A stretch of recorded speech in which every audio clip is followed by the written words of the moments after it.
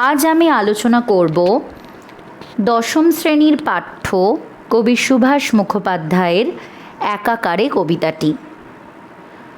একাকারে কবিতাটি কবি সুভাষ মুখোপাধ্যায়ের বাঘ ডেকেছিল কাব্যগ্রন্থের অন্তর্গত। কবিতাটিতে কবি হিন্দু মুসলমানের সাম্প্রদায়িক সম্প্রীতির বার্তা দিয়েছেন। মূল কবিতায় কি বলা হচ্ছে জেনে নেব। প্রথম স্তবকে কবি আহ্বান জানাচ্ছেন, বলছেন, এসো এই ঝর্ণার সামনে নতজানু হয়ে আমাদের দু হাত এক করা অঞ্জলিতে তোমার পানি আর আমার জল জীবনের জন্যে একসঙ্গে একাকারে ভরে নিই। তাহলে কবি সকলকে, দুই সম্প্রদায়ের মানুষদের সকলকে আহ্বান জানাচ্ছেন। কেন দুই সম্প্রদায় বললাম? কারণ আমরা একটা লাইন পড়লাম, তোমার পানি আর আমার জল। মুসলিমরা বলেন পানি আর হিন্দুরা বলে জল। তাহলে ঝর্ণার সামনে আসার জন্য আহ্বান জানাচ্ছেন, যে ঝর্ণা প্রবহমান জলধারার প্রতীক। এই প্রবহমান জলধারা কিসের প্রতীক? জীবনের প্রতীক। জীবন যেমন একটা বহমান জলধারার মতোই, জীবন থেকে মৃত্যুর পানে বয়ে চলে কেবল, সেখানে কোনো জাত ধর্ম কিছুই বিশেষ গুরুত্ব পায় না, বয়ে চলাটাই সেখানে সবথেকে বেশি গুরুত্বপূর্ণ বিষয়। তাই ঝর্ণার সামনে উভয় সম্প্রদায়ের মানুষকে আহ্বান জানালেন। তারপর কি করতে বললেন? নতজানু হয়ে, অর্থাৎ হাঁটু গেড়ে বসে। হাঁটু গেড়ে বসে কি করবে? দু হাত এক করে অঞ্জলি নেবে। অঞ্জলি, জলের অঞ্জলি দিয়ে আমরা ঈশ্বরকে ধন্যবাদ জানানোর সময়, ঈশ্বরের পুজো করবার সময় আমরা জলের অঞ্জলি দিই, জল দান করি ঈশ্বরকে। ঠিক সেইভাবে দু হাত এক করে ঝর্ণার জল অঞ্জলির মতো করে গ্রহণ করব। কি এই জল কেন গ্রহণ করব? তোমার পানি আর আমার জল। তোমার পানি, তুমি যে নামেই তাকে ডাকো না কেন সেটা জল, আবার আমার জল, আমি যে নামেই ডাকি না কেন, মানে আমি হিন্দু হয়ে জলকে যে নামেই ডাকি না কেন, বা তুমি মুসলিম হয়ে জলকে যে নামেই ডাকো না কেন, সেটা অবশ্যই একটি প্রবহমান জলধারা। সেই প্রবহমান জলধারাকে দু হাত এক করে নতজানু হয়ে অঞ্জলির আকারে গ্রহণ করো। কিসের জন্য? জীবনের জন্য। একসঙ্গে একাকারে ভরে নিতে বলেছেন। তাহলে জীবনের জন্য, উভয়ের জীবনের জন্যই, উভয়ের বেঁচে থাকার জন্যই জল সমানভাবে গুরুত্বপূর্ণ। তাই কবি বললেন, একসঙ্গে একাকারে ভরে নিই। একাকার হয়ে যাই আমরা উভয় সম্প্রদায়। আমাদের মধ্যে যেন কোনো ভেদ না থাকে এই জল গ্রহণ করবার সময়, জল ভরে নেওয়ার সময়। জীবনের মধ্যে বা জীবনের জন্য এই জল ভরে নেওয়া বলতে কবি বোঝাতে চেয়েছেন যে জীবনকে সচল রাখতে গেলে, জীবনকে প্রাণবন্ত স্বতঃস্ফূর্ত রাখতে গেলে, আনন্দের বহমানতা বজায় রাখতে গেলে জলের প্রয়োজন। তাই কোনো রকম ভেদ না করে একসঙ্গে একাকারে নতজানু হয়ে সেই জলকে গ্রহণ করতে বলেছেন উভয় সম্প্রদায়কে। তাহলে প্রথম স্তবকে আমরা দেখলাম কবি সুভাষ মুখোপাধ্যায় দুই বাংলার মানুষের সর্বতোভাবে একাকার হয়ে যাওয়ার একটি বার্তা দিলেন।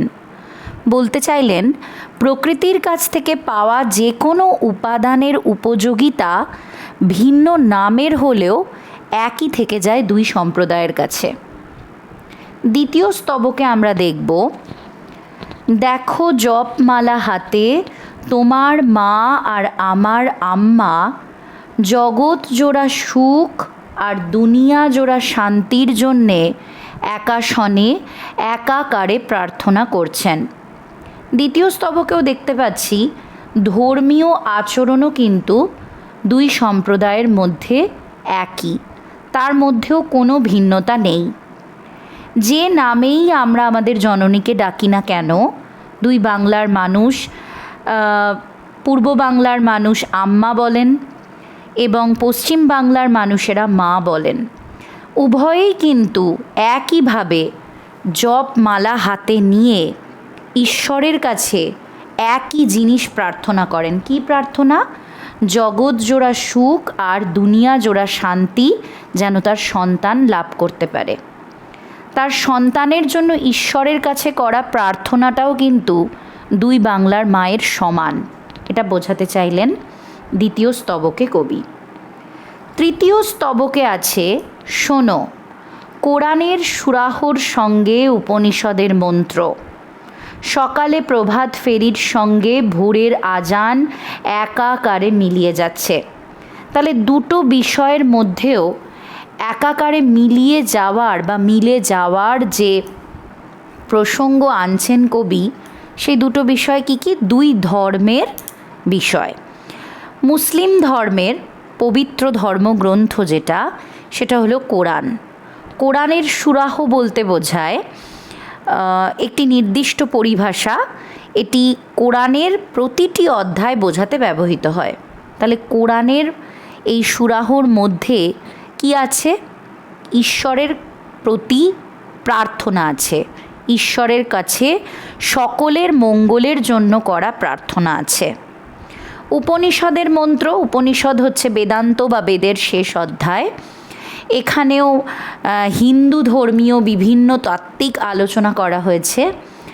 তাহলে হিন্দু ধর্মীয় বা হিন্দুদের ঈশ্বরের কাছে সকলের মঙ্গলের জন্য যে প্রার্থনা, তার পদ্ধতি সমূহের উল্লেখ আছে উপনিষদের মন্ত্রের মধ্যে। তাহলে কোরআনের সুরাহর সঙ্গে উপনিষদের মন্ত্রের যে সাধারণ বিষয়গত পার্থক্য তা নেই, সাধারণ বিষয়গত ভিন্নতা নেই। উভয় গ্রন্থেই দেখা যায় সন্তানের মঙ্গল কামনায় ঈশ্বরের কাছে আবেদন জানানো বা আরতি জানানো। আবার সকালে প্রভাত ফেরির সঙ্গে, প্রভাত ফেরির মধ্য দিয়ে হিন্দুদেরকে সূর্যোদয়ের আভাস দেওয়া হয়। সূর্যোদয় সম্পন্ন হয়েছে, দিনের শুরু হয়েছে, ঈশ্বর আমাদের মঙ্গলের জন্য দিনের আলো দিয়েছেন, এইটা সূচনা দেওয়ার জন্যই প্রভাত ফেরি, প্রভাতে হওয়া ফেরি। তাহলে সকালের প্রভাত ফেরির সঙ্গে কি মিলে যাচ্ছে? ভোরের আজান। ভোরের আজান হলো ভোরবেলায় করা এক ধরনের গান, যার মাধ্যমে যে সমস্ত মুসলিম ধর্মাবলম্বী মানুষরা রয়েছেন তাদের নামাজের উদ্দেশ্যে ডাকা হয়। ঈশ্বরের যে চার সময়ব্যাপী চারটে সময় ধরে তাদের যে ঈশ্বরের কাছে প্রার্থনা জানানো, সেই চারটে সময়ের প্রার্থনার জন্য ভোরবেলায় প্রথম যে প্রার্থনা, তার জন্য ডাকা হচ্ছে আজান। তাহলে সকালের প্রভাত ফেরির সঙ্গে ভোরের আজান যেন একাকারে মিলিয়ে যাচ্ছে বলেছেন কবি। পরিশেষে বলা যায়, একাকারে কবিতার মধ্য দিয়ে কবি সুভাষ মুখোপাধ্যায় দুই বাংলার দুই সম্প্রদায়ের মানুষের মধ্যে একটা সম্প্রীতি গড়ে তোলবার চেষ্টায় আলোচ্য কবিতার প্রসঙ্গ এনেছেন। আলোচ্য কবিতার প্রথম স্তবকে তিনি প্রকৃতির কাছ থেকে প্রাপ্ত সম্পদের উপযোগিতা বোঝাতে চেয়েছেন। দ্বিতীয় স্তবকে ধর্মীয় আচরণের অভিন্নতা বোঝাতে চেয়েছেন এবং তৃতীয় স্তবকে আমাদের যে মন্ত্রোচ্চারণ এবং আমাদের যে ধর্মীয় বিধিনিষেধ বা ধর্মীয় নিয়মাবলী, সেই নিয়মাবলীর মধ্যেও কিন্তু যে একটা অভিন্নতা রয়েছে সেটা প্রকাশ করতে চেয়েছেন, প্রমাণ সহকারে প্রকাশ করতে চেয়েছেন শেষের স্তবকে। সেই কারণের জন্যই কোরআন এবং উপনিষদের প্রসঙ্গ এনেছেন।